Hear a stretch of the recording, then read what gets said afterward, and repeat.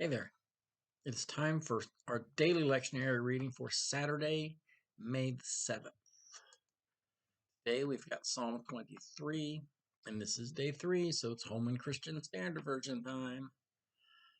Ezekiel 28, 25, and 26, and then Luke 12, 29 to 32. All short ones today.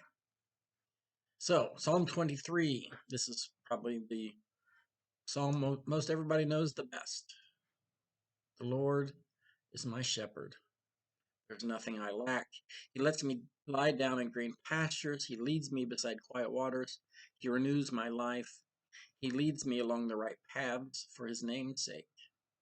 Even when I go through the darkest valley, I fear no danger, for you are with me, your rod and your staff, they comfort me. You prepare a table before me in the presence of my enemies. You anoint my head with oil. My cup overflows. Only goodness and faithful love will pursue me all the days of my life, and I will dwell in the house of the Lord forever. Now, you sometimes have heard the King James talks about doesn't the darkest valley, it's the valley of the shadow of death. It's kind of an embellishment on the actual text, the Greek and Hebrew. It is the darkest valley, the valley of darkest shadows. Um, Still a scary place. Dark, mysterious, but not the valley of the shadow of death.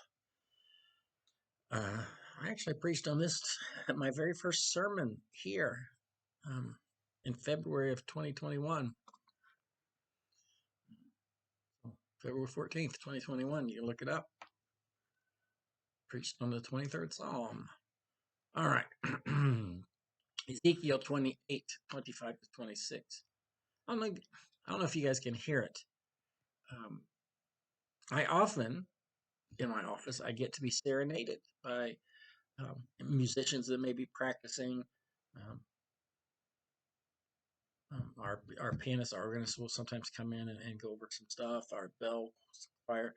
Um, so it's not uncommon that I get to be serenaded. I get to hear music in the background. It's a cool thing about it. But it's a work day.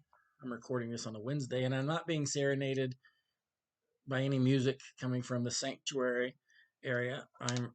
You probably can't hear it, but I'm hearing construction noises from across the street. They're digging um, the foundation for their addition at Buchanan School. And in the background, I keep hearing all that noise. I don't think it's loud enough for you to hear, though.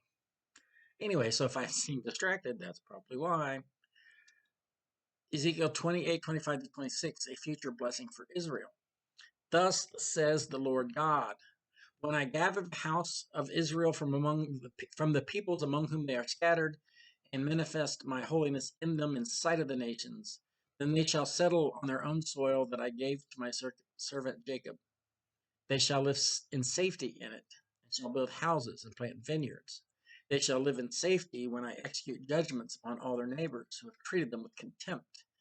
And they shall know that I am the Lord their God. And that Lord is again all capitals. So it's really saying that I am Yahweh their God. Although they use Adonai to not say the name of Yahweh. So then it would say, I am Adonai their God, which we translate as Lord. But it's really Yahweh. It's the name of God. It's Yahweh. All right. Luke 12, 29, 32. And do not keep striving for what you are to eat and what you are to drink, and do not keep worrying. For it is the nations of the world that strive after these things, and your Father knows that you need them. Instead, strive for his kingdom, and these things will be given to you as well. Do not be afraid, little flock, for it is your Father's good pleasure to give you the kingdom. Now, verse 31, there's a footnote that says other ancient authorities read God's kingdom. Instead, strive for God's kingdom, and these things will be given to you as well. Minor difference there, whether it's his kingdom or God's kingdom. We're still talking about the same thing. I think this is a great message. If we focus on doing kingdom work, if we focus on doing God's will, He'll provide our needs. Maybe not our wants, but provide our needs.